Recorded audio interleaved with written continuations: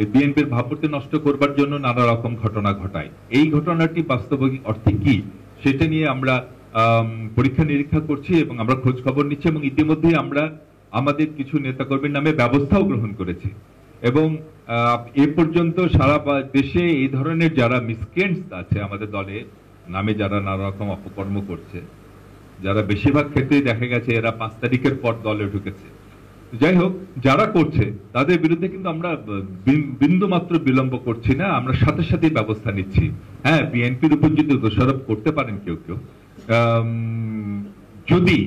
যদি আমরা এই সমস্ত মিসক্রেন্ট দলে বিরুদ্ধে ব্যবস্থা গ্রহণ না করতাম, কিন্তু আমরা দেখেছেন যে আমাদের অ্যাক্টিং চেয়ারম্যান সাহেব তিনি এত সিনসিয়ার এই বিষয়টিতে, যখনই যে অভিযোগ আসছে, এমনও আছে যে এর মধ্যে কেউ কেউ হয়তো আমাদের দলের দুঃসময় ছিল, অনেকদিন লড়াই সংগ্রাম করেছে, কিন্তু একটা ভুল করে ফেলেছে, কিন্তু আমরা তাকে ন্যূনতম সুযোগ দিচ্ছি না, সাথে সাথে ব্যবস্থা গ্রহণ করেছি। গতকালকের যে ঘটনা, এই ঘটনা তো আমরা কি ভাষায় ধিক্কার জানাবো জানি না। আমরা আগেই বলেছি ব্যবস্থা গ্রহণ করেছি, এবং যদি আরো ব্যবস্থা গ্রহণ করার প্রয়োজন হয় সবই আমরা গ্রহণ করব। আমাদের এই ব্যাপারে আন্তরিকতার কোনো অভাব নেই। আমাদের দল এই ব্যাপারে খুব জিরো টলারেন্স, যে এত শহীদের রক্তের বিনিময়ে যে বিজয় অর্জিত হয়েছে, সে বিজয় কারো অপকর্মের কারণে ম্লান হোক, তা আমরা কখনোই হতে দিব না।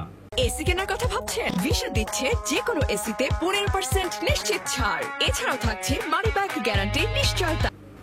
এখানে সামনে একটি নির্বাচনকে কেন্দ্র করে নানা রকম কাজকর্ম হচ্ছে। বিএনপিকে খাটো করবার জন্য কেউ কেউ চেষ্টা করছেন, কারো কানে হয়তো বলে দেওয়া হয়েছে বিএনপিকে ছোট করতে পারলে তোমাদের বিজয় হওয়ার একটা সম্ভাবনা আছে, অনেক কিছু হচ্ছে। সুতরাং কেউ কেউ রাজপথে সরব হচ্ছেন, একটা ঘটনা ঘটেছে, সরব হতেই পারেন, আবার অনেকে উদ্দেশ্য নিয়ে সরব হচ্ছেন, সবই আমাদের নলেজে আছে। তো ঘটনা তো একটা খারাপ হয়েছে, সরব হলেও আমাদের কিছু করার নেই, অবশ্যই সরব হওয়া উচিত এ ধরনের ঘটনা যাতে ভবিষ্যতে আর না ঘটে। আইন শৃঙ্খলা পরিস্থিতি মাঝে মধ্যে ডেটোরিয়েট করছে, এটি একটি ইলেক্টেড গভর্নমেন্ট থাকলে পরিস্থিতি এইভাবে রাতারাতি ডেটোরিয়েট করে না। সুতরাং দেশে স্বার্থে ইমিডিয়েটলি একটি পলিটিক্যাল গভর্নমেন্ট দরকার, জনগণের ইলেক্টেড পলিটিক্যাল গভর্নমেন্ট, মানে জনগণের ইলেক্টেড গভর্নমেন্ট দরকার। এটি যত তাড়াতাড়ি করা যায় তত ভালো। সেই জন্যই বিএনপি বলছে অতি দ্রুত একটি নির্বাচন দিয়ে জনগণের সরকার প্রতিষ্ঠা হোক, তারপর সেই সরকারই দেশের বড় বড় সিদ্ধান্ত, সংস্কারের অন্যান্য সিদ্ধান্তগুলো তারা গ্রহণ করবে।